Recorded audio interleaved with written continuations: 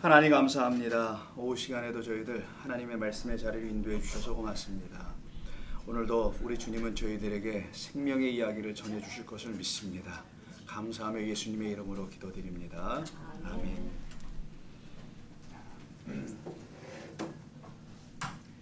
6장 1절과 2절이거든요. 본문은 짧으니까 4절까지 해야 되는데 그냥 2절만 오늘 하겠습니다. 한번 읽어보겠습니다. 제가 내가 봄에 어린 양이 7인 중에 하나를 떼시는데 그때 내가 들으니 네 생물 중에 하나가 우레소리같이 말하되 오라 하기로 이에 내가 보니 흰말이 있는데 그 탄 자가 활을 가졌고 면류관을 받고 나아가서 이기고 또 이기려고 하더라. 여기까지 보겠습니다. 자, 이제 7인을 하나하나씩 떼나가는 이야기입니다. 이걸 갖다 인의 재앙이라고 사람들이 붙였는데 재앙이라는 말 때문에 자꾸만 이게 재앙처럼 들려지긴 하는데요. 이것은 듣기에 나름으로 달라지게 됩니다. 이걸 재앙으로 들으면 정말 재앙이 되지만 복음으로 들으면 이게 복음으로 바뀌어 들려지게 됩니다. 겉으로 보이기엔 재앙 같아 보여요. 사실 맞고요. 근데 누가 듣느냐에 따라 달라지더라는 거예요. 자, 계시록을 해석하는 데 있어서 우리가 늘 조심하는 것 중에 여기서부터 인의 재앙이라는 것도 시작하는 거, 인, 나팔, 대조 이렇게 가거든요. 본격적으로 이제 요한계시록 안으로 들어옵니다. 여기서부터는 이제 우리가 좀 한번 생각하고 해야 될 게 뭐냐면 계시록 이렇게 글자로 일단 써 있잖아요. 그래서 문자가 이렇게 기록이 되어 있다는 거예요. 문자로. 문자는 반드시 하나님의 예언의 말씀을 우리에게 주시려고 하시는 거예요. 그래서 반드시 해석이 요구되더라는 겁니다. 자, 그런데 이 문자로 기록되어 있는 이 6장서부터 특별히 더 많은 상징적인 것이 동시에 또 있다라는 것도 알고 있어야 됩니다. 단순히 문자로만 보면 문자주의에 빠지게 돼요. 그렇다고 또 상징으로만 보면 또 뜬구름 잡는 이야기가 되기도 됩니다. 그래서 상징이라는 것은 우리가 이제 이 뜻이 무엇인가 이렇게 적용해 나가는 거거든요. 그래서 어떤 분들이 이걸 뭐 영적으로 보는 분들도 막 있기도 하고 상징으로만 보게 되면 어떤 분들은 또 뭐 우주 종말로만 이렇게 또 보게 되는 경우들이 있습니다. 근데 성경은 결국은 나라는 사람에게 이 말씀을 주시려고 하신 거기 때문에 나 자신에게 이 말씀이 어떻게 적용되어 나가고 있는지를 함께 들어가는 그런 시간이 되어야 되는 겁니다. 문자에 치우치면 유대주의자처럼 되게 되고요. 또 상징에만 치우치면 자기 혼자의 해석이 되기 때문에 인본주의적인 해석이 나올 수도 있게 된다는 거예요. 계시록은 이미 모든 예언이 다 성취된 것입니다. 앞으로 성취되고 이루어질 것을 기록하고 있는 게 아니에요. 뭘 남겨놓은 게 아닙니다. 하나님이 남겨놓은 완성된 하나님이 되지 못합니다. 그래서 다 이미 이루어진 것, 성취되어 있는 것, 이것을 마지막 책에 다시 한번 마침표처럼 적어 놓으신 것이 계시록이라고 생각하시면 되는 겁니다. 앞으로 되어질 것에 대한 이야기가 있다면 그것은 이미 하나님께서 그리스도 예수 안에서 성취해 놓으신 말씀, 언약입니다. 약속이에요. 이 말씀이 우리라는 성도들 안에서 하나하나 풀어져 이루어질 것이라는 그 차원에서 이루어질 미래성이 남아있는 것 뿐이지 앞으로 하나님 뭘 더 우주 종말 이런 거 남겨놓고 하실 일이 더 있다라는 그런 의미가 아니라는 거예요. 근데 여러분 많이 이렇게 이해하고 있어요. 이렇게 얘기하면 다른 어떤 분들이 이걸 용납하지 못하시거나 하시는 분들이 많이 있습니다. 사실. 그래서 우리가 이 말씀이 우리 안에서 이루어질 것으로 남아있는 말씀이라는 것, 성도는 이 말씀을 들으면서 자기 안에서 이루어진다는 그 미래성만 남아있는 것뿐이지 그게 하나님의 말씀이 우리 안에서 이루어지는 그런 것뿐이지 더 뭘 이루실 것이 있는 게 아니에요. 다 이뤄놓은 것일 뿐입니다. 그래서 현재는 미완성의 나, 복음을 듣고 완성되어 나가야 될 그 미완성의 나를 향하여 하나님께서 우리 안에서 하시는 일들, 이게 앞으로 일어날 일들이에요. 그래서 속히 오신다 이런 말이 자꾸만 오게 되는 겁니다. 앞으로 오시는 게 아니라 지금 오고 계시다 그랬었잖아요. 현재형으로. 자, 계시록은 먼 미래에 나타날 우주적인 대종말론의 관점에서 보게 되면 말 그대로 무시무시한 이야기처럼 들려지게 돼요. 불안해집니다. 그 재앙에서 어떻게 피해야지 피하는 방법들에 치중하게 돼요. 복음은 못 듣고 피할 방법만 찾게 됩니다. 그러나 그것은 복음이 아닙니다. 복음은 이미 예수 그리스도 안에서 다 이루어져 있는 것 뿐이에요. 오히려 계시록은 언약의 관점에서 기록된 것이고요. 그 하나님의 언약들이 구약 선지자들을 통해서 어떻게 선포되고 그들이 어떻게 율법의 말씀을 어떻게 이해했는지를 계시록에 이르기까지 흘러내려 가면서 기록한 것뿐인 거예요. 그래서 계시록은 성경의 마지막 부분에서 우리들에게 하나님이 일하심의 완성, 그 완성은 성도들 안에 어서 오시옵소서라는 것으로 완성될 거라는 것. 그래서 마라나타라고 마지막 부분에 선포하는 거죠. 나에게 어서 오시옵소서. 말씀하신 건 그 언약을 나에게 주시려고 하는 거니까 그 나에게 어서 오시옵소서. 주 예수여. 이렇게 해서 끝나는 거지. 이 세상에 어서 오시옵소서라고. 그럼 누가 레디돼 있다라는 거예요? 도대체 그 하나님이 오신다면은 그 말이 안 되게 될 수밖에 없다라는 거예요. 근데 이게 사람이 참 어떤 말을 계속 반복해서 들으면 자기도 모르게 거기에 얽매일 수밖에 없게 됩니다. 계시록 6장은 인해장이라는 타이틀이 붙어 있는 곳이에요. 엄마 여기 엄마 찾고 있어요, 권사님. 인해장이라는 그 타이틀이 붙어 있는 곳인데 어린 양은 보좌에 앉으신 이가 들고 있는 안팎에 쓰여져 있는 두루마리를 가지고 있죠. 자, 6장 1절을 보세요. 보좌에 어린 양이 있어요. 지금 내가 몸에 어린 양이 7인 중에 하나를 떼세요. 그 두루마리를 다 받았잖아요. 보좌에 앉아 계신 하나님으로부터. 그게 4장 5장에 있었던 얘기 아니니까 특별히 이제 5장에 그리고 이게 7인으로 봉이 되었었으니까 그 7인 봉이 되었다는 건 5장 1장에 나왔죠. 그걸 하나하나 이분이 오셔서 떼어주는 게 어린 양이 오셔서 하는 거잖아요. 그래서 6장 1절에 그걸 떼는 거예요. 드디어 이제 하나씩 뗄 때마다 어떤 일이 벌어져요. 그 일이 벌어지는 걸 기록하고 있는 겁니다. 그럼 이 일이 도대체 무슨 일일까? 이걸 이제 우리가 하나하나씩 들어가면 되는 거예요. 자, 두루마리를 받으셨어요. 근데 보니까 봉이 되어 있어. 7개로다가 하나씩 띄는 겁니다. 이제 그 7인이 봉인된 그 두루마리를 하나하나 떼어 풀어내신다라는 겁니다. 즉 어린 양 그리스도께서 이 말씀을 읽어야 할 우리들, 하나님의 말씀이라는 인봉된 책을 읽어야 될 우리들의 성도인 당신의 양들 안에서 하시는 일이 무엇인지를 알려주려고 하는 게 인을 뗀다는 거예요. 역사 속에서 하나님이 무슨 일을 하시는지 알려주려고 한다는 게 아니라 내 안에서 하나님은 어떤 일을 하셔서 나로 하여금 그 인이 다 떼어져서 하나님의 말씀이 들려질 수 있도록 하시는지 그거를 말씀하시겠다라는 거예요. 그래서 우리들 안에서 7인이 하나하나 떼어져야 되는 겁니다. 이 말씀 우리가 듣게 되면은 우리에게 하나님의 말씀이 풀려지지 않았던 이유는 무엇이었던가? 다른 거 아니었었잖아요.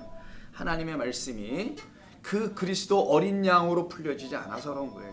모든 말씀은 나에 관하여 기록된 것이라는, 그래서 그래야만 영생을 얻을 수 있다는 그 우리 예수님 그분이 와서 풀어주지 않았기 때문에 우리는 풀려지지 않은 말을 갖고 있었던 거라는 겁니다. 그런 우리에게 하나님은 은혜로 또다시 찾아오셔서 풀어주시는 거예요. 이게 계속. 그래서 율법만 갖고 있었던 우리들, 그래서 그 말로는 복음이 다 들려지지 않고 있었던 우리들, 근데 그 율법을 버리냐, 파기하지 않고 그 율법으로 다시 찾습니다. 원사님. 그 율법으로 우리에게 오시는데 어떻게 오냐, 그 안에 담긴 은혜로 갖고 오신다는. 그래서 우리 그 율법을 어린 양 주님께서 은혜의 복음으로 풀어주시는 거예요. 다른 말로 하면 어린 양 예수는 모세의 율법에 대하여 어떻게 하는 거냐, 그 모세의 율법을 지금 재판장 안에서 소송하듯이 하는 겁니다. 법적으로 말한다면 그 율법만 붙들고 있는 우리들이 지금 소송 당하고 있다라는 거예요. 그래서 그것 가지고는 안 된다라는 것을 알려주려고 하시는 겁니다. 자, 오늘 계시록 6장은 오늘 이게 지금 준비한 게 1, 2절밖에 안 되지만 상당히 많거든요. 왜 많냐면 이게 처음 시작이어서 그래요. 인해장에. 자, 계시록 6장을 보면 제가 한번 6장 1절 2절만 읽었는데 3절부터 또 좀 읽어볼게요. 둘째 인을 떼실 때 내가 들으니 둘째 생물이 말하되 오라 하니 이에 다른 붉은 말이 나오더라. 그 탄자가 허락을 받아 땅에서 화평을 제하여 버리며 서로 죽이게 하고 또 큰 칼을 받았더라. 셋째 인을 떼실 때 내가 들으니 셋째 생물이 말하되 오라 하기로 내가 보니 검은 말이 나오는데 그 탄자가 손에 저울을 가졌더라. 내가 네 생물 사이로 나는 듯한 음성을 들으니 이르되 한 데나리온에 한 밀 한 대요 한 데나리온에 보리 석 되로다. 또 감람류와 포도주는 해치지 말라 하더라. 여기까지가 셋째 인이에요. 넷째 인을 떼실 때 넷째 생물, 이 생물은 앞에서 이미 4장 5장에 나온 생물들이잖아요. 여호와의 군대 동서남북에 배치된 그 생물들이란 말이죠. 자, 이때 넷째 인을 7절에서 떼실 때 내가 넷째 생물의 음성을 들으니 말하되 오라 하기로 내가 몸에 청황색 말이 나오는데 그 탄자의 이름은 사망이니 음부가 그 뒤를 따르더라.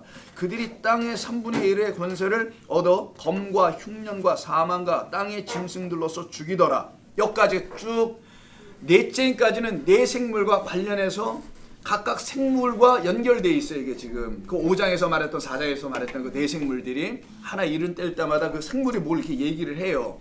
그리고 특징은 보니까 말들이 나오죠. 색깔별로 또 말이 나옵니다. 붉은 말, 뭐 검은 말, 청황색 뭐 이런 식으로 쭉 말들이 나와요. 그리고 말탄자가 있고 말탄자에게 또 뭐를 주는 것 같고 이런 식이 지금 나와 있어요. 그럼 이 이야기가 도대체 여기만 봐서는 이게 무슨 말인지 이해할 수가 없어요. 이 말로만 이해하려고 하니까 역사적으로 이해가 안 돼서 혹은 이 말만 갖고 이해하려고 보니까 상징적으로만 해석을 하게 된다는 거예요. 이 문자로 담아놨다는 것은 이미 역사성을 갖고 있는 건데 그럼 그 역사적으로 이 말의 의미가 이미 어딘가 한 번은 있지 않았을까 라는 걸 한번 생각하여 그 예전 어떤 역사 속에서 이런 유사한 일이 어떤 의미로 쓰여졌는지를 한번 보게 된다면 여기서의 이 똑같은 이야기가 왜 나오는지를 구약시대의 역사와 신약시대의 역사가 다른 게 아닌 어떤 똑같은 주제를 말하려고 한다는 것 때문에 이게 기록된 것을 알게 돼요. 하박국입니다. 하박국 3장이에요. 구약성경. 거기에 있는 말과 유사하게 인용돼요. 세 군데가 비슷하게 연결되는데 하박국입니다. 미가서 다음에 나옴 다음에 하박국이 있는데 거기 3장을 한번 보시면요. 1절 이하에 제가 시간상 쭉 읽어볼게요. 시기 온 옷에 맞춘 선지자 하박국의 기도라. 여호와여 내가 주께 대한 소문을 듣고 놀랐나이다. 여호와여 주는 주의 일을 수년 내에 부응하게 하옵소서. 이 수년 내에 나타내시옵소서. 진노 중에라도 궁의를 잊지 마옵소서. 하나님이 대만에서부터 오시며 거룩한 자가 바란산에서부터 오시는도다. 그의 영광이 하늘을 덮었고 그의 찬송이 세계에 가득하도다. 그의 광명이 햇빛 같고 광선이 그의 손에서 나오니 그의 권능이 그 속에 감춰졌도다. 역병이 그의 앞에서 행하며 불덩이가 그의 발 밑에서 나오는도다. 그가 서신즉 땅이 진동하며 그가 보신즉 여러 나라가 전율하며 영원한 산이 무너지며 무궁한 작은 산이 엎드러지나니 그의 행하심이 예로부터 그러하시도다. 내가 본즉 구산의 장막이 환난을 당하고 미디안의 땅의 휘장이 흔들리는도다. 여호와 주께서 말을 타시며 구원의 병거를 모시오니 강들을 분이 여기심이니까 강들을 노여하심이니까 바다를 향하여 성내심이니까 주께서 활을 꺼내시고 자 오늘 활이 나왔어요. 아까요. 첫 번째 인에서 활을 꺼내시고 두 번째인 거기 화살을 바로 쏘셨나이다. 주께서 강들로 땅을 쪼개셨나이다. 산들이 주를 보고 흔들리며 창수가 넘치고 바다가 큰 소리를 지르며 손을 높이 들었나이다. 날아가는 주의 화살이 빛이 번쩍이는 주의 창과 광채로 말미암아 해와 달이 그 처소에서 멈췄나이다. 주께서 노를 발하사 땅을 두르셨으며 분을 내사 여러 나라를 밟으셨도다. 제가 다 읽을 시간이 없는데요. 그때 또 말 타는 얘기가 또 나오고요. 15절 주께서 말을 타시고 바다고 큰 물들의 파도를 밟으셨다고 얘기합니다. 자 지금 이 이야기 마지막 3장 하박국서 3장의 이야기는 하박국이 지금 하나님께 기도하는 것으로 지금 되어 있단 말이에요. 자 그럼 여기서 지금 얘기하는 게 뭘 얘기하는 건가 하박국이 이 하박국 시대는 어떤 역사적인 상황에서 이런 이야기 들어보니까 무슨 하늘이 뭐 어떻게 된다면 땅이 진동하고 하늘이 뭐 어떻게 된다고 하지 않습니까? 없어져 가는 것 같아 보이고 막. 자, 이게 도대체 뭐를 말하려고 하는 건가? 이거는 여러분 바벨론의 침공을 지금 이야기하는 거예요. 역사 속에서 바벨론의 침공이 일어나 예루살렘 성과 성전이 멸망당하는 것을 놓고 하늘이 무너지는 것, 땅이 진동하고 지진이 나는 것으로 성전 파괴를 그리는 겁니다. 그 성전 파괴를 일으키는 그 대상이 주범이라고 할까? 주체가 바벨론이에요. 지금 이 이야기가 역사성을 갖고 있다라는 거예요. 똑같이 그럼 오늘 본문에 있는 이 계시록에 있는 이야기도 역사성을 갖고 있으며 똑같은 주제와 메타포를 이야기하려고 한다는 거예요. 그게 뭐냐? 계시록에서도 똑같이 예루살렘 성전을 멸망시킬 로마를 놓고 지금 주님이 얘기하시는 겁니다. 결국 뭘 멸망시키냐? 예루살렘이나 사람들을 멸망시키는 게 아니라 그 예루살렘 성전을 멸망시키는 거예요. 그걸 갖다가 하박국서나 그리고 요한계시록이나 좀 이따 보겠습니다. 예수님이 또 말씀하신 게 있어요. 거기 마태복음 24장에는 다 똑같이 다 성전 멸망만 얘기하는 거예요. 그 성전 멸망을 얘기할 때 말탄자가 등장을 한다는 것과 활이 등장이 되는 것과 이런 게 반복돼 나오는 게 있습니다. 그래서 결국은 여기서 얘기하려고 하는 것은 다른 것이 아니라 오늘 전부 다 일일이 비교하지는 않겠습니다. 다음 주에 계속 하나하나씩 해나가기라고요. 결국은 무엇을 얘기하려고 하는 거냐? 예루살렘 성전의 멸망이 이루어질 것이라는 것을 얘기하는 건데 잘 들으세요. 예루살렘 성전은 역사 속에 멸망했어요. 한번. 또 예수님 때도 멸망, 예수님 이후에 또 멸망 AD 70에 합니다. 자, 근데 또 세워요, 사람들. 세워져 있잖아요. 또 거기도 지금 뭐 제사만 안 드릴 뿐이지. 이걸 반쪽 갖고 누구 거냐 누구 거냐 지금 싸우고 있는데 계속 세웁니다. 그러면 그거 또 무너뜨린다는 거예요, 하나님이? 그게 아니란 말이잖아요. 이제는 더 이상 다른 성전을 무너뜨리게 하겠다. 그래서 아까 계시록은 마지막에 적용될 자가 누구라는 거예요? 우리 나라는 거잖아요. 그게 미래성을 갖고 있다는 거죠. 이야기를 읽으면서 하나님이 하시는 일은 무슨 성전 때려부시는 일이 하나님이 하시는 게 아니고 사람들은 또 지워버리는데 하나님과 경쟁하나요 지금? 아니고 우리 안에 바로 그 성전 지은 것을 무너뜨리게 하시려고 하신다는 뜻을 전제하고 있다는 거예요. 그래서 마태복음 24장을 그래도 한번 보겠습니다. 그래서 우리 주님이 이런 배경에서 마태복음 24장 이야기가 나오는 거예요. 엄마 또 찾아요. 우리 엄마를 이렇게 찾고 있다니까. 들어와, 그냥 네가 와, 괜찮아. 이런 엄마가 중요한 거예요. 괜찮아요. 자, 24장 보세요. 이게 감람산 강화라고 하는 거거든요. 왜 그러냐면 3절 보시면 감람산에 앉으셨을 때 이런 말이 나오죠. 이게 올리브 가든이라는 거기서 앉으셨을 때는 24장 3절 그런 말 나오죠. 예. 그래서 이걸 감람산에서 가르치신 강화다라고 사람들에게 이름을 붙여놨습니다. 그건 중요하지 않아요. 근데 그때 1, 2절에 왜 감람산 강화가 나오냐? 감람산 강화는 성전 멸망에 대한 이야기인데 이걸 갖다가 세상의 멸망으로 사람들 봐요. 이걸 놓고 이건 성전 멸망을 얘기하는 거거든요. 그때 1, 2절 예수께서 성전에서 나와요. 메타포가 뭔지를 보세요. 뭘부터 갖고 얘기하는 건지. 성전 때문에 얘기하는 거예요. 이 모든 게.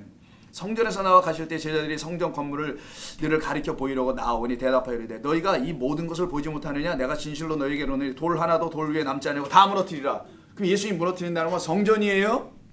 눈에 보이는 성전 역사 속에서 무너졌잖아요. 또 세워놨지 않습니까? 헤롯이. 이거 또 무너질 거라는 거예요. 자, 이걸 무너뜨리면서 당신이 오셔서 진짜 무너뜨리고 완성할 성전이 하나 있다는 걸 가르쳐주는 거잖아요. 다 아시다시피 당신이 무너져 주어서 당신이 죽어주셔서 우리 안에 있는 거짓된 성전을 무너뜨리고 당신으로 성전을 삼게 만들겠다는 거 아니에요. 그 일이 우리 안에서 이루어지게 하려고 이걸 설명하는 거예요. 그러면서 3절에서 감람산 위에 앉으셨을 때 제자들이 조용히 나와 우리에게 조용히 와서 이르되 우리에게 가르쳐 주세요. 어느 때에 이런 일이 있겠습니까? 주의 임하심과 세상 끝에는 무슨 징조가 있사오리까? 이렇게 물어봐요. 이것 때문에 사람들이 그 세상 마지막 날에 어떤 때를 알아야 될 거고 준비해야 되니까 혹은 이것 때문에 징조가 있는 걸 좀 피해봐야 될 거고 이렇게 생각하지 않겠어요? 왜? 번역 자체가 세상 끝이라고 해버렸으니까 세상 종말로 자꾸만 생각한단 말이에요. 근데 이 세상이라는 게 아이온이라는 단어를 씁니다. 세대예요, 세대. 이 세대의 끝은 어딥니까? 사실 한 세대가 30, 40년 아닙니까? 그래서 예수님이 30년 잡고 있다. AD 한 세대 70년이에요. 그러면 이 세대의 끝은 언제입니까? 그래서 정확하게 70년에 디도 장군에서 예루살렘 성전이 무너져 내리는 거예요. 역사 속에서 한번. 근데 그거는 보여지는 성전 하나 무너뜨리는 거고 진짜 성전은 예수로 인하여 무너질 우리가 지은 율법이라는 행위의 성전들이 있어요. 그게 무너져 내려야 된다는 거예요. 우리 안에서. 그래야 온전한 믿음이 우리에 들어오니까요. 그때 한번 보세요. 5절부터 많은 사람이 내 이름으로 와서 나는 그리스도라 하여 많은 사람을 미혹하려 난리와 난리의 소문을 듣겠으니 이런 것 때문에 다 뭐라 합니까? 이게 정말 뭐 마지막 때 두려움 이런 걸로만 생각하잖아요. 근데 이런 일이 있어야 돼. 아직 끝이 아니라 뭐 더 있디야. 하나님이 하시는 일이 민족이 민족을 나라가 나라를 대적하며 일어나고 곳곳에 기근과 지진이 있을 거 재앙의 이건 시작에 불과하다. 너희는 환란에 넘겨주겠으며 너희를 죽이리니 너희가 내 이름 때문에 모든 민족에게 미움을 받으리라. 서로 잡아주고 미워하고 막 이런 얘기 쭉 나와요. 그러나 끝까지 견디지 않은 구원을 얻으리라. 여러분 한번 13절에 보면 어떤 자가 끝까지 견딘다는 거예요. 이거 뭐 다 세상 종말이 막 오고 있는데 견뎌낼 수 있는 사람은 뭐예요? 물리적인 종말이 오면 어떻게 견디라는 거예요? 아니 그래 어떤 사람들이 말하는 대로 핵폭탄이 떨어지고 쓰나미가 밀려오면 누가 살아나냐고요. 쓰나미 올 때 다 죽어야지. 그러겠어요? 근데 여기서 끝까지 견딘다네요. 그럼 수출풀 붙잡고 끝까지 견디라는 거예요? 옛날에 타이타닉 들어갔을 때 뭐 하나 붙잡고 끝까지 견딘 자는 살아났다면 이런 얘기하는 거겠어요? 다른 거겠죠 이게. 그래서 그러들만 살아난다. 그리고 14절에 아예 키를 줍니다. 이 천국 복음이 이건 복음이다라는 거예요. 근데 지금까지 얘기한 모든 게 재앙이 아니라 어떤 사람들에게는 복음으로 들려야 된다는 거예요. 우리 안에서 행하시는 하나님의 일은 우리 안에 있는 거짓된 것을 다 제거해버리는, 그래서 민족이 민족을 대적하는, 이건 우리 안에서의 여호와의 전쟁을 말하는 거예요. 자, 이 복음이 모든 민족에 증언되기 위하여 온 세상에 전파되리니 그때 끝이 온다. 온 세상에 이래서 땅끝까지로 내 복음의 증인이 되라 이렇게 알고 있잖아요, 여러분들이. 이때 세상은요, 눈에 보이는 세상이 아니에요. 이때 이 단어가 오이코노메, 오이코메네, 오이코메네라는 단어인데, 오이코는 집이에요. 오이코스라는 거. 메네라는 것은 메노스에서 나옵니다. 메네, 법이에요. 율법을 갖고 있는 집을 세상이라고 한 거예요. 율법을 갖고 있는 집은 성전밖에 없습니다. 이 세상의 종교나 그 율법을 갖고 있는 그 세상, 그 집, 그 성전에 이 복음이 전파되어야만이 끝이 오는 거야. 그건 바로 나예요, 나. 무슨 정말 유대교 거기다 전파라는 거야. 그래서 지금 뭐 백투 주루살렘에서 거기서 열심히 전파한다고 하죠, 사람들. 그거 하면 안 되는 겁니다. 아니, 뭐 하지 말라는 게 아니라 가서 거기 있는 분에게 복음을 전해야죠, 물론. 근데 그렇게 해야 이 세상에 뭐가 온다고 생각해서 하는 거예요, 그들이. 끝이 온다고. 곧 올 건데 종말이 오니까 거기 가서 그것을 우리가 완성해야만이 끝이 온다는 것 때문에 거기 가서 그거 전하고 있는 거예요. 사람들이 지금 이걸 오해해서 율법 성전화되어 있는, 율법 성전은 어려운 말이 아니에요. 예수 그리스도의 믿음이 내 안에 없으면 전부 다 율법밖에 없는 거니까 그걸로 살아가고 있는 나라는 성전. 왜? 나를 다 성전으로 삼으시겠다고 했으니까 그 성전된 사람들에게 그 복음이 전파돼야 뭐가 된다는 거예요. 그거 듣고 무너지고 끝 난다는 거예요. 그걸 우리들의 안에서 하나님이 하시는 일의 마침이라는 거예요. 그래서 마태복음 24장 14절이 그런 의미를 갖고 있는 것이지 뭐 세상 종말이 아닌 거, 오이쿠메네라는 단어라는 거, 그 세상은 그걸 꼭 기억하란 말이에요. 이게 세상, 이 세상 눈에 보이는 거 뭐 코스모를 쓰든가 뭐 호계를 쓰든가 이런 말 써야 돼요. 근데 그런 거 안 썼다는 거 여기는. 그래서 알려주는 겁니다, 하나님께서. 자, 이것은 말씀드린 대로 예루살렘 성전의 멸망을 하박국 3장이나 마태복음 24장이나 그리고 계시록 6장 모두가 똑같이 그려내고 있는 거예요. 역사성을 먼저 제시합니다. 역사적 배경이 없는 것이 아니다. 역사적인 사건을 눈에 보게 해주셔서 그걸 통하여 깨달아 알려주시려고 하시는 것이 있는 것뿐이죠. 그래서 성전은 그들에게, 유대인들에게 하늘과 같은 거 아닙니까? 지금 이 교회들도 성도들에게는 하늘과 같지 않나요? 아니기도 하나? 우린 좀 건물이 좀 오래돼서 그런가? 3,800억을 놓고 지면은 하늘 같을 거요? 서초동에 뭐 교회 3,800억이 들었다는, 3,800만 원도 아니고 3,800억이 들었다는 이 어마어마한 돈을 들여서 졌는데, 그럼 그들에게 그게 뭐처럼 보이겠어요? 멋지게도 졌어요. 제가 봐도 하늘 같아 보일 수밖에 없습니다. 왜? 자기께 다 거기 들어가 있는데 어떻게 할 거야? 본전 빼지 않으면 못 나옵니다.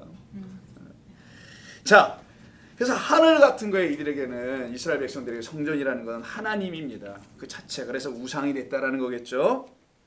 그래서 하늘이 하늘 같은 그것이었기 때문에 하늘이 말려가고 무너지고 사라지는 그런 모습을 구약에서도, 마태복음에서도, 베드로후서에서도, 그리고 여기에서도 다 똑같이 그리는 거예요. 그러니까 하늘이 말린다니까 우주 종말인 줄 알아. 하늘은 우주라고 생각해가지고 그렇게 자꾸만 오해를 했다라는 것이죠. 하늘의 개념을 몰랐다라는 거예요. 성경이 말하는 하늘이, 이게 보이는 하늘이 아니, 하늘이 또 어딜 보여요? 공간이지, 텅 빈 공간. 우주 공간은 어두움인데 사실. 자, 그래서 하늘이 말려가고 무너지고 사라지는 것에 대한 묘사는 보이는 우주 공간에 대한 것이 아니라 성전에 대한 것이었어요. 1차적으로는 유대 성전, 지금으로 하면 알아서 생각할 그런 교회들, 그리고 구체적으로 궁극적으로는 내 안에 있는 그 성전이에요. 그 예수 그리스도의 믿음으로 지어지지 못한, 성령의 전이 되어 있지 않은 그 전들은 다 무너져야 한다는 것을, 그게 구원이라는 것을. 그래서 계시록 6장 12절 한번 보겠습니다. 다 다음 주나 해야 될 것 같은데 이거 미리 한번 볼게요. 6째 해를 딱 되실 때 큰 지진이 나요. 그래서 아까 지진이 나왔잖아요. 똑같은 표현들. 지진이 나며 해가 검은 톨로 짠 상복같이 검어지고, 해가 검어져요. 그리고 달은 온통 피같이 돼. 하늘의 별들이 무화과 나무처럼 태풍이 흔들려 설익은 열매가 떨어지는 것 같이 우수수수 떨어져요. 별 떨어지는 거 보셨어요? 난 별똥은 떨어지는 거 봤어요. 하늘은 두루마리가 말리는 것 같이 떠나가고 각 선에서 산과 섬이 제자리에서 옮겨지고, 땅의 임금들과 왕족들과 장원들과 부자들과 강한 자들과 모든 종들과 자유인과 굴과 산속에서 틈이 이렇게 돼 있잖아요. 제가 빨리 읽어서 그런데 이걸 가지고 사람들은 저 물리적인 종말로 자꾸만 이해하려고 하더라는 거예요. 이사야 51장 한번 볼까요? 이사야 51장.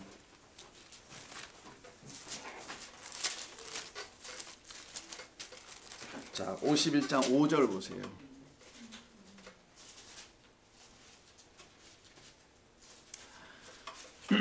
자, 4절부터 볼까요?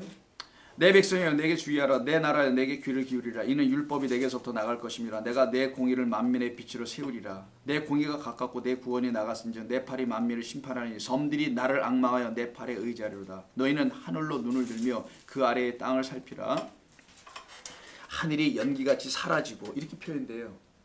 하늘이 어떻게 연기같이 사라진다는 거예요. 이게. 보이는 그 하늘은 연기같이 안 사라집니다. 있을 수도 없고요. 그런 게 아니라는 거. 금방 아시겠죠? 여러분. 다 이사야 시대에도 같은 그 성전을 놓고 얘기하고 있다는 거. 베드로후서 3장. 저 뒤쪽으로 좀 가시면 베드로후서 3장 한번 보세요. 베드로후서 3장 10에서 13절인데요. 10절만 봐도 금방 13절까지.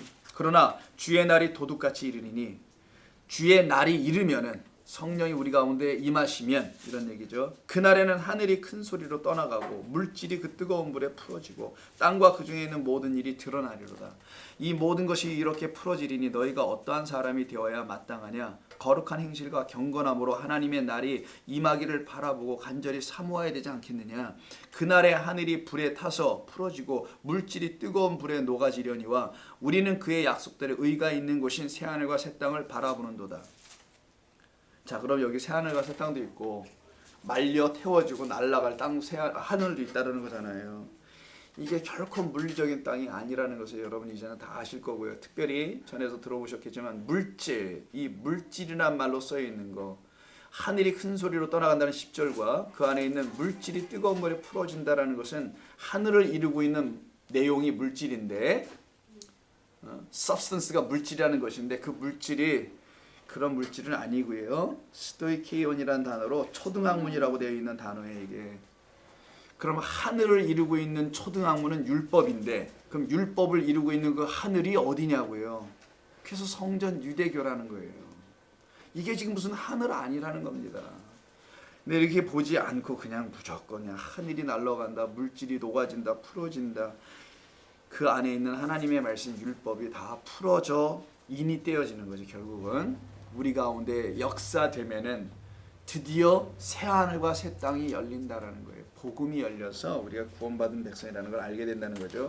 자, 여기는 두 가지 의미가 있어요. 이것은 유대의 율법주의 본상인 예루살렘 성전의 파괴됨으로 인해서 더 이상 당신의 백성들로 하나님을 거짓되게 섬기게 하는 우상숭배와 율법주의에 대한 멸망을 선포하시는 거예요. 그게 먼저 이루어지는 거고요.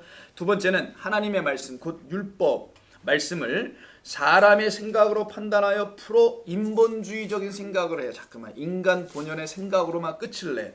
그걸 인본주의라고 하죠. 인본주의의 본원이 되어버린 옛 성전을 무너뜨려 버리시겠다라는 말씀이 이 안에 함께 담겨 있는 거예요. 그래서 예루살렘에 대한 임박한 심판과 멸망이 있게 되는 것은 바로 이 두 가지 것을 하나님께서 우리 가운데서 제하려고 하신다는 것입니다. 그래서 율법주의, 인본주의가 무너지고 은혜의 복음이 우리 안에서 어떻게 세워지게 되는 것인지를 이 계시록을 통해 다시 한번 또 얘기하시는 것뿐인 거예요. 그리고 이 계시록 삼중재앙 있죠. 인, 나팔, 대접 이렇게 삼중재앙에 나타나는 심판은 재앙도 저주도 사실은 아닌 겁니다. 하나님의 성도들이 될 사람들에게는 하나님의 심판이란 그 자체가 이미 구원이기 때문에 이게 재앙으로 들려지지 않게 되어 있어요. 우주 종말로 느끼는 분들에게는 이 세상은 다 심판받아야 된다고 생각하시고 자기들은 그 심판에서 벗어났다고 생각하실지 모르겠지만 하나님의 심판은 율법의 종교들에 대한 심판이고요. 그들이 붙잡고 있었던 그들의 신앙 원리에 대한 완전한 심판을 하나님이 하시는 것이지 다른 거 하는 거 아닙니다. 하나님 멀쩡히 아름답게 지어놓으신 걸 왜 심판하세요? 쓸데없이. 자, 이것이 바로 역사 속에서 예루살렘 성전의 멸망이었던 거고요. 그래서 하나님의 그것이 하나님의 뜻이었다면 나라는 한 사람 안에서도 이와 같은 하나님의 심판이 나타나 이루어짐은 지극히 당연할 수밖에 없는 거고요. 율법화되어 있는 신앙들을 무너뜨려 버려 주심으로 사실은 나를 그곳에서 건져 구원해 내시려고 하는 거예요. 그래서 소돔 고모라의 무너짐을 놓고 빨리 나오라고 가르치는 이유가 거기 있었던 것이지, 그 몇 사람 잘못했는데 그놈들 어떻게 하나님이 구원하고 또 살리는 자라, 이런 걸 보여주려는 단순한 이야기가 아닙니다. 그래서 실제로 예수님 승천 이후에 예루살렘 멸망이 오죠.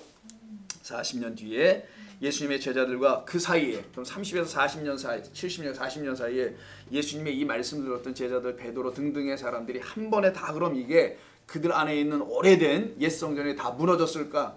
안 무너져. 이렇게 쉽게 복음을 다 영접하고 창세기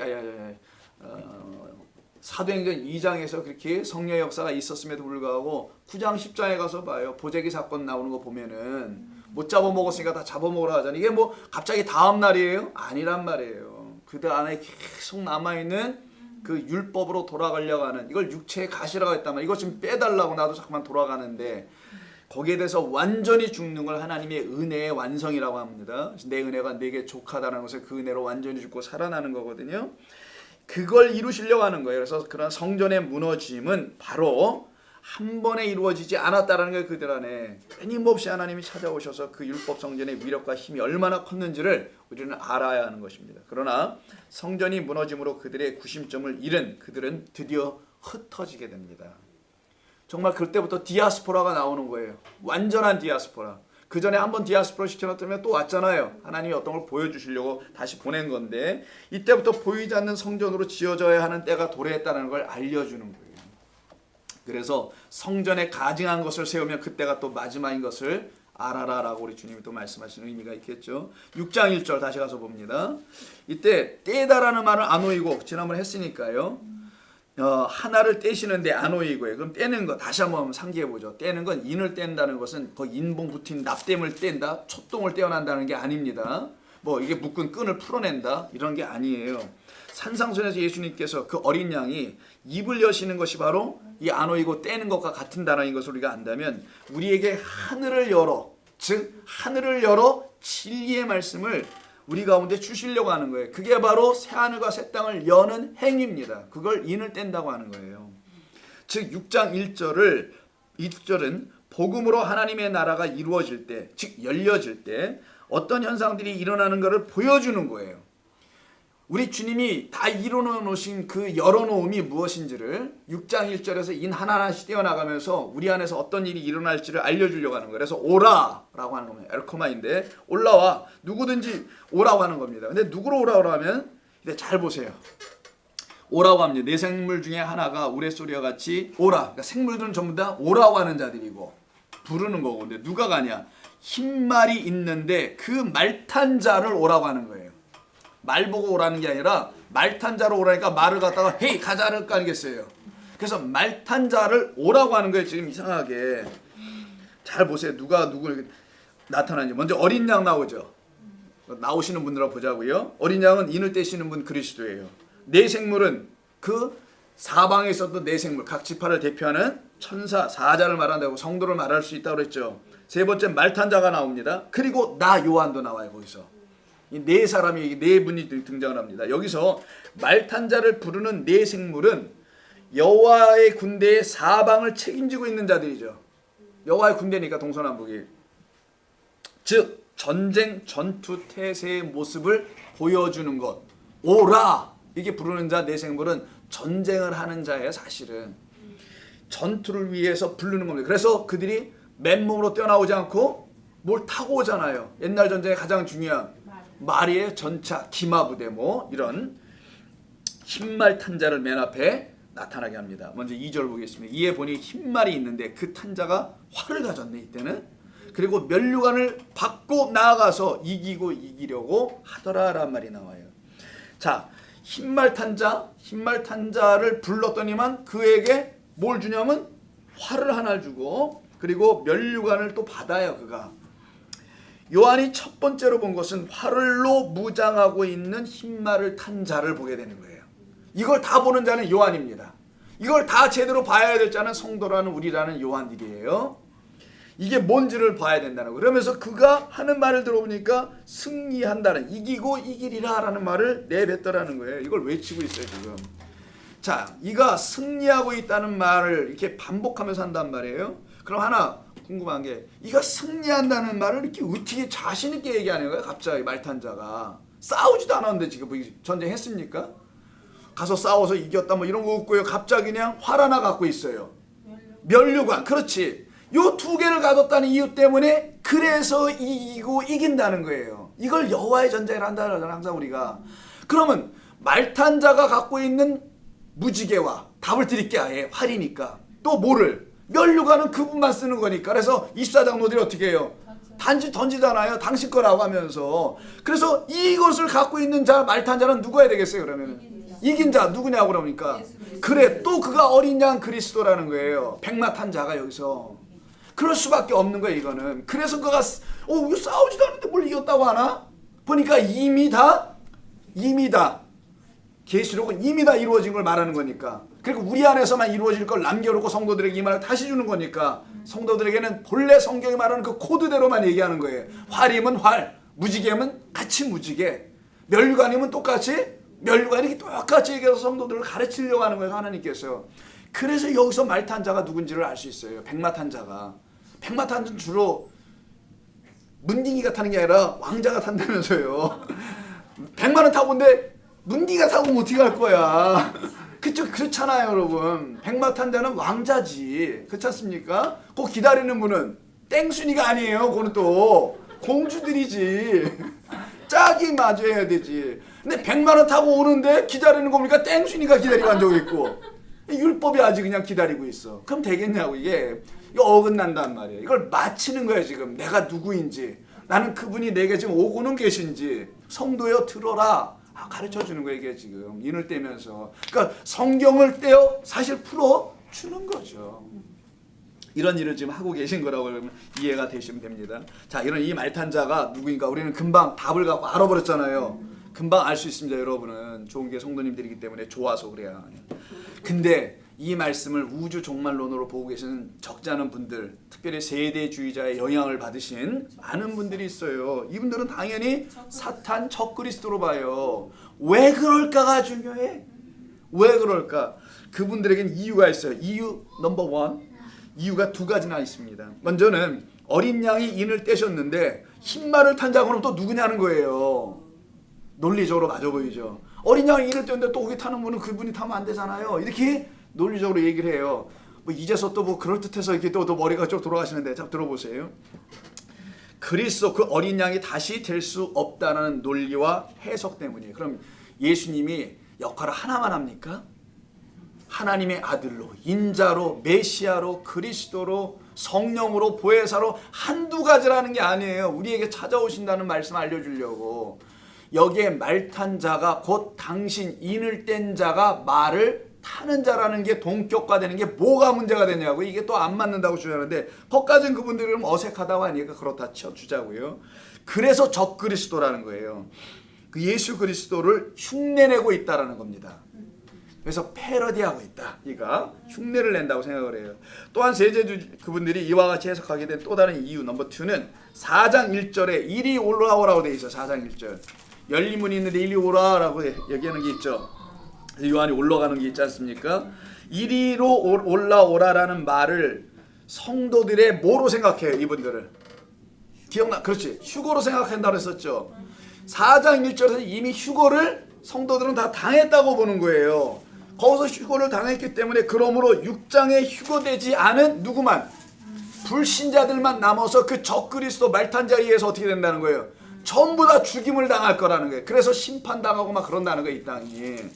뭐 그럴싸 보이죠? 왜? 전제를 4장 1절을 휴거로 본다면은 이게 휴거냐고요. 휴가를 받고 싶어. 나는 휴거가 아니라. 근데 이분들은 그걸 그렇게 생각하셨었던 거예요. 그래서 휴거되지 않은 불신자들에 대한 이야기로 보는 것 때문에 백마탄 자가 바로 휴거 이후에 불신자들 안에서 역사하는 당근적 그리스도다라고 생각하고, 자기들은 공중에 지금 부양 중에 있어요. 공중부양. 그리고 특별히 마태복음 24장 3절과 6절에서 적그리스도 안 보겠습니다. 이미 적그리스도 가운데 함께하고 있는 성도들이 있거든요. 그거 가서 봐야 되나? 나중에 읽어보세요. 거기 보면 적그리스도가 이미 있어요. 거기 성도들과 함께. 그래서 환난을 받는단 말이 나온단 말이에요. 그러면 공중에 뜬 그 그리스도는 뭐고? 그 성도들은 새로운 그리스도를 거기서 만난 거고, 남아있는 성도들은 또 적그리스도를 만난 거예요. 어떻게 되냐고요? 이미 이 땅 가운데, 이 역사 속에는 적그리스도가 이미 있는 거예요. 그래서 요한일서에도 적그리스도가 이미 있었다라고 말한단 말이에요. 마귀 사탄은 이미 있었다라고. 근데 갑자기 어느 시점에 등장하는 것처럼 이분들이 이제 생각을 하시게 되죠. 거짓 선지자들이 판치는 세상에 성도들이 여전히 남아있는 것이었고요. 그들에게 주님이 오신 거잖아요. 지금 말씀이 되어서. 그래서 이분들의 해석이 맞을 수가 없게 되는 거예요. 그러면 우리 주님이 아까 끝까지 견디는 자는 구원 얻는다는 말이 어디서? 공중에서 끝까지 매달려 있으라는 거예요. 떨어지지 말고.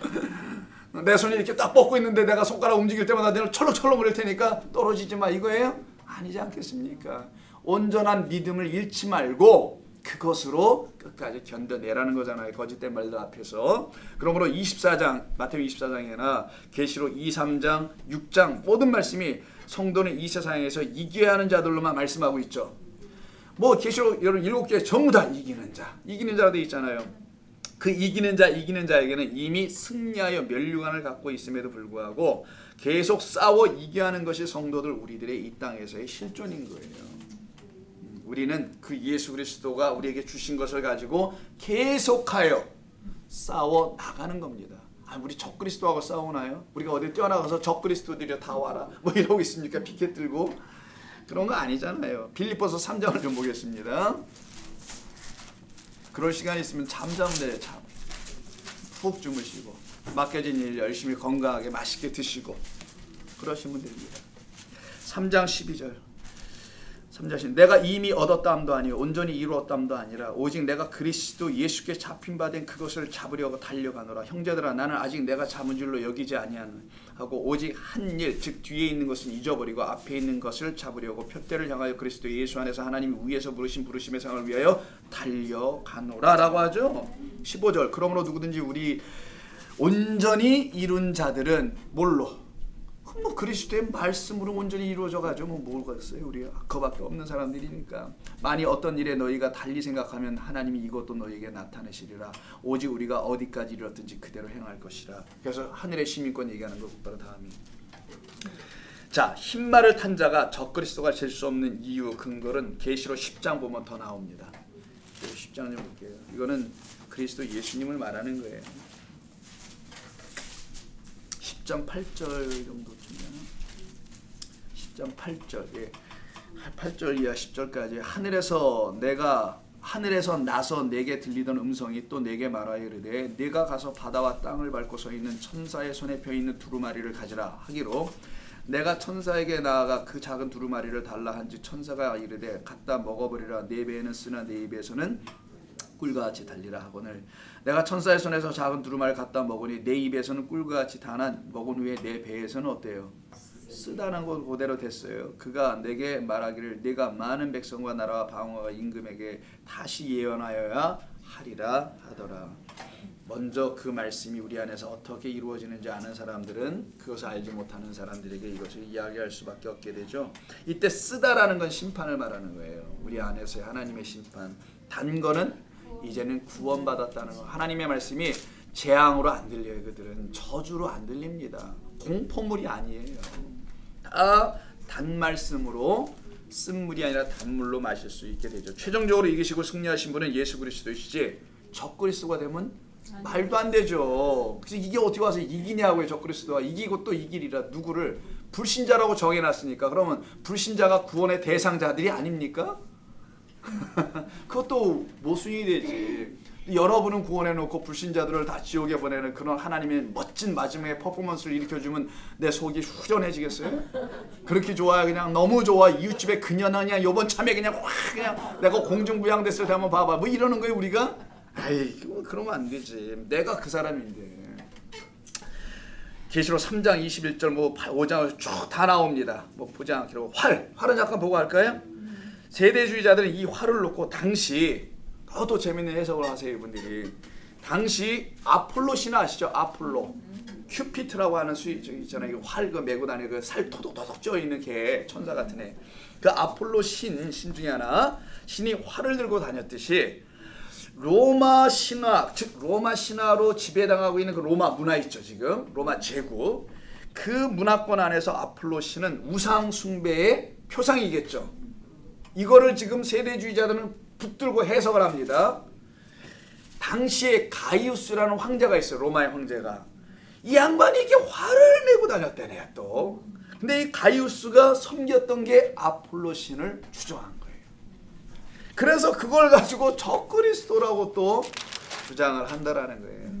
이 예수님은 활을 들고 다니지 않으시고 그분들 얘기해요. 계속 검을 들고 왔다라잖아요. 아니면 불을 들고 성경에 활을 언제 들었냐 그분이 이렇게 얘기한다는 거죠. 주장하여 백마탄 자는 적그리스도라고 봐야 한다는 나름대로의 이론을 제시합니다. 해석을. 자 그러면 하나님은 활을 안 들고 다니시는가? 활을 안 쏴보셨는가? 하나님이 쏴쓰셨다. 하박국 3장 9절에서 안 볼게요. 여러분 보지 마세요. 아까 좀 읽어봐야 돼요. 활이 나오잖아요. 활. 근데 활은 어떤 상징이지. 하나님이 활을 차고 다니시면 그건 하나님이 아니라 사냥꾼이지. 사람이든 말이 안 되지. 어떤 거 설명하는 거죠. 그리고 주의 화살을 날리시네요. 그리고 시편 45편에 보면은 그분은 칼과 활과 귤을 갖고 있다 그래요. 귤만이 아니라 활도 갖고 있어요. 활을 여러분 퀘셰트라고 들어보셨을 겁니다. 이게 바로 이제 창세기 9장에 나오는 노아 때 무지개란 말이에요. 이렇게 무지개가 이렇게 활이야. 그걸 활 언약, 무지개 언약이라고 표현하는 것이죠. 근데 그 언약을 그 무지개를 어디다 두셨대요? 구름 뒤에 두셨다. 여러분 다 외우신 걸로 알고 있어서 제가 그냥 같이 그 근거에서 얘기합니다. 다 아시잖아요. 구름 뒤에 놨다. 근데 구름 뒤에 무지개는 나타나지 않아요. 구름 앞에 나타나든지 해야지. 구름 뒤에 나타나면 무지개가 제대로 보이겠어요? 구름 앞에 있는 거죠. 물리적 과학적으로 그렇잖아요. 그럼 구름이 뭘까? 하나님의 말씀들을 말하는 거에서 허다한 증인이 구름 같다라고 하잖아요. 히브리서에서. 그래서 구름은 항상 하나님의 말씀되어 있는 그 증인들을 말할 때 쓰는 거거든요. 구름은 또 물이니까 말씀들 맞겠죠. 그래서 하나님의 언약은 무지개는 하나님의 말씀에 있는 것이다. 하나님의 언약은 반드시 말씀 안에 있다. 에스겔서 1장에도 나와요. 이 무지개는요. 아이고 잠깐만 봐야 되나? 시간도 그런데 넘어갈게요 그냥. 1장 26절 28절에서도 무지개가 거기서도 활로 등장을 합니다. 계시록 4장에 나오고요. 6장 2절에 여기서 나오는 거예요. 무지개 4장을 한번 볼까요? 거기서 이미 무지개가 나왔느냐고요? 예, 무지개 4장에 한번 나왔었어요. 3절 예, 계시록 4장 바로 전에 앉으신 이의 모양이 벽옥 같고 홍보석 같고 또 무지개가 있다고 하잖아요. 아니, 뭐 무지개를 이렇게 조그만 무지개를 들고 다니시나? 앉아서 그분이 언약의 하나님이라는 걸 알려주려고 하는 것이겠죠. 그래서 보좌에 있는 활을 전쟁을 위하여 취하시는 어린 양이라는 거예요. 근데 그 활이 그냥 활이 아니라 언약의 말씀을 전쟁의 도구로 삼고 성도들에게 오시는 것을 얘기합니다. 그래서 아까 얘기했잖아. 백마를 타고 와야 된다고. 우리 왕자님은 뭐 이런 거잖아요. 십자가에서 죽임당하신 어린 양이 이제 백마를 타신 전쟁하러 오시는 왕으로 지금 묘사되고 있는 거예요. 진짜 왕으로. 왜 그러냐? 당신이 전하신 복음이 진리라는 사실을 이제 확실히 알려주려고. 십자가에서 나약하게 죽으셨잖아요. 연약하게. 내려오라 했더니 못 내려오고 연약한 모습으로. 그래서 하나님의 강함을 알려주려고. 내가 연약할 때 하나님은 강함이라. 그래서 우리 주님이 우리 안에서 강해지려고 하는 거지 이 세상을 무너뜨리는 그런 걸로 강함을 보여주시는 게 아니란 말이에요. 성도들 안에서만 그렇게 역사하는 거죠. 그 강함이 뭐냐? 부활로 승리예요 이게. 그래서 당신의 나라로 세워나가기 위해서 우리에게 찾아오시는 겁니다. 그때 이제 네 말이 등장하는데 오늘 첫 말만 하는 거예요. 첫 번째 말. 그 말이 바로 6장 2절에 보니까 흰 말이죠. 자, 말은 여러분 horse예요. 이게 이제 사람 말이 아니라 영어로 여러분 horse라고 쓰는 게 더 낫겠죠. 이 말입니다. 자, 스가랴 6장 1절부터 8절을 볼게요. 이건 좀 가서 봐야 합니다. 이제 드디어 스가랴를 가서 좀 봐야 돼요. 왜 이런 말들이 나오는지. 말이 굉장히 많아. 말 많아 정말. 그래서 말이 돼요. 말이 많아요. 스가랴 6장 1절에서 8절. 또 내가 본즉 눈을 들어 본즉 네 병거는 말이 끄는 거예요. 두 산 사이에서 나오는데 그 산은 구리산이라. 왜 구리산이에요? 구리는 나하시입니다.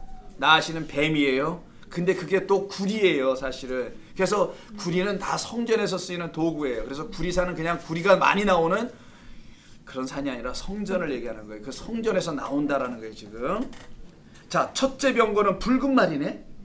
오늘 나오는 거 보세요. 첫째 인뜰 때 말 나오죠. 흰말이고, 둘째 병거 검은 말, 셋째 병거 흰말, 넷째 병거는 아룽지고. 어룽지고가 뭐예요? 건장한 말들이 매어 있다라고 돼요. 내가 내게 말하는 천사에게 물어 이르되 주여 이것들이 무엇이요? 라고 물었더니 천사가 대답하기를 하늘의 네 바람. 하늘에서 오는 네 바람. 땅에서 오는 바람이 있고 하늘에서 오는 바람이 있습니다, 여러분. 에스겔서는 하늘에서 오는 바람이에요. 하늘에서 오는 바람은 성령을 말하는 거예요. 땅에서 오는 바람, 계시록에 있는 바람이 있는데 그건 이제 안 좋은 것들이 나와요. 자, 요거 뭐 다 읽어야 되나 이걸? 자, 1절부터 8절까지 쭉 있는데 이렇게 눈으로 한번 슥 추쳐보니까 다 아셨죠? 자, 영이라는 겁니다. 이게 지금 영이에요. 중요한 키워드는 영을 보내는 겁니다. 말이 아니에요. 영이지. 말 탄 자가 누구냐가 문제예요. 이사야 보면 여러분 말은 육신이다, 육체다라고 되어 있어. 말 자체는 육체야. 근데 그 말에 누가 탔느냐가 문제였던 것뿐입니다. 자, 첫째 병거 붉은, 둘째 검은, 셋째 흰말, 넷째 아롱지고 이렇게 되어 있어. 말은 전쟁을 뜻하죠. 병거가 바로 전차부대를 말하는 거죠. 중요한 건 무슨 전쟁이냐가 중요합니다. 계시록의 네 말은 스가랴의 네 병거, 곧 하늘의 네 바람, 하나님의 병거, 하나님의 전차. 이거 누가 탔어요? 열왕기하에 보면은 하늘의 전차. 열왕기하 6장 가서 한번 보겠습니다. 여러분 다 아시는 거지만 확인을 한번 가보자고. 이거는 열왕기하 6장을 한번 이런 기회에 한번 가서 연결해서 보는 거예요. 드디어 이게 이런 뜻을 다 담은 거구나라는 걸 알게 되세요, 여러분들이. 열왕기하 6장 15절 이하 14절부터 제가 왕이 이에 말과 병과 많은 군사를 보내매 그들이 밤에 가서 그 성읍을 에웠었더라. 자, 이 일이 지금 아수르 제국에서 보내는 말이에요. 아람 군대가 온 말입니다. 자, 근데 이때 보세요. 사람의 말이고 이거는 하나님의 사람 엘리야예요. 하나님의 사람의 사환이 엘리사냐 엘리야냐? 엘리사다. 죄송합니다. 엘리사의 사환이에요. 여기는 엘리야는 좀 벌써 이미 불병거 타고 갔고. 자, 엘리사예요. 엘리사 때 하나님의 사람 엘리사의 사환 몸종이에요. 일찍 일어나 나가보니 깜짝 놀란 거예요. 왜? 군사와 말과 병거가 성읍을 에워쌌어요. 이게 하나님이 하시는 일이라는 거죠. 그 진짜 하나님의 에워쌀 병거가 따로 있다는 걸 알려주려고 하는 거예요. 진짜는. 저 아람 군대가 이 성을 쌓으면 무너져요? 안 무너져요. 그래서 걔들이 못 무너뜨리게 해요. 하나님은. 왜? 그걸로 무너뜨리려고 하는 게 아니라는 걸 알려주려고. 그래서 하나님의 불병거가 등장을 하죠. 그 진짜가 와서 무너뜨려 줄 거라는 걸 알려주려는 암시예요. 이거는 하나님이 승리하십니다, 지켜내 주십니다, 이런 얘기가 아니고. 그럼 맨날 자기나 지키다 죽는다니까. 그러면은 그래서 나가보니 군사와 병거가 에워쌌는지라 그 사환이 엘리사에게 가서 이르되 내 주여 우리가 어찌하니까 미치겠습니다. 오줌 누다가 아니라 오줌이 그냥 멈춰버린 거야. 이걸 열왕기하 6장 17절 570 그때 대답하여 두려워하지 말라. 우리와 함께한 자가 그들과 함께한 자보다 많으니라. 그래서 만군의 여호와인데 기도하여 이르되 여호와여 원하건대 그의 눈을 열어서. 누구 눈? 오줌 누타가 놀라서 소리 질렀던 이 사환의 눈을 열어서 좀 포기해 좀 해주세요. 진짜 둘러싸고 있는 게 누구인지를. 이거 얘기해요. 여호와께서 그 청년의 눈을 여심해 그가 보니 불말과 불병거가 산에서 가득. 불은 성령입니다. 영이고요. 가득하여 엘리사를 둘러쌌더라. 엘리사 지금 여기 있으니까 그냥 전부 다 둘러싸고 있네. 그래서 하나님의 백성이 되어야 할, 그래서 하나님이 거하실 성전이 되어야 될 그 사람들은 하나님의 영이라는 그 병거가 와서 둘러싸서 멸망시켜버린다는 거예요. 이 세상의 나라는 열왕기하 6장 다른 데 사무엘하 가셨어요? 열왕기하 그건 없었지. 다오라 열왕기하 6장 15, 16, 17. 그래서 엘리야를 감싸고 있는 걸 딱 봤네. 그럼 엘리야만 감싸고 이 사환은 감싸지 않은 거잖아요. 지금 그런 거잖아요. 얘가 난리 난 거예요. 그래서 여호와 하나님 나도 감싸주세요 해야 될 거 아니야. 그러면은 그래야지 보호가 되는 거잖아요. 참된 진리의 영이 그들을 보호하는 겁니다. 그리고 성이 무너진 거라는 거예요. 이미 이 성은. 그래서 이가 구원받은 자가 되는 거예요. 하나님은 그냥 눈에 보이는 그런 성 무너뜨리려고 하는 게 아니고 보이지 않는 당신으로 우리 가운데 세우실 당신의 영예자단, 성령의 전이죠. 이걸 세우시려고 하는. 그래서 이 사람도 에워싸줘야 된단 말이에요. 근데 자기는 에워싼 게 없고 그 사람만 에워싼 게 보였다는 게 문제였던 거죠. 요때 나오는 말이에요. 자, 두 번째 오늘 본문에 있는 면류관 있죠. 면류관 스테파노스입니다. 이건 조금 좀 설명이 필요한데 그래서 조금만 하고 갈게요.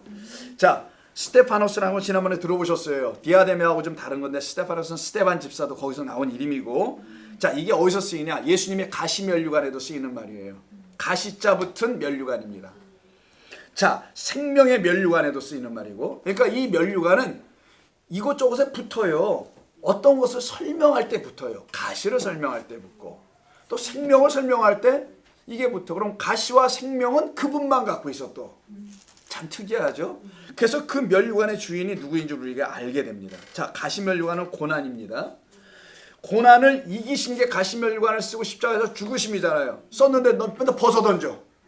싫어가지고 아파가지고 이런 게 아니었단 말이에요. 고난을 이기시고 승리할 것에 대한 표로 가시 면류관을 주는 겁니다. 환난과 고난을 이겨낸 자들, 아까 뭐랬어요? 이기는 자, 끝까지 참고 이기는 자, 그들이 바로 이 관을 갖는 거죠. 그래서 이 왕관 디아데마와 그 성격이 다른 거예요.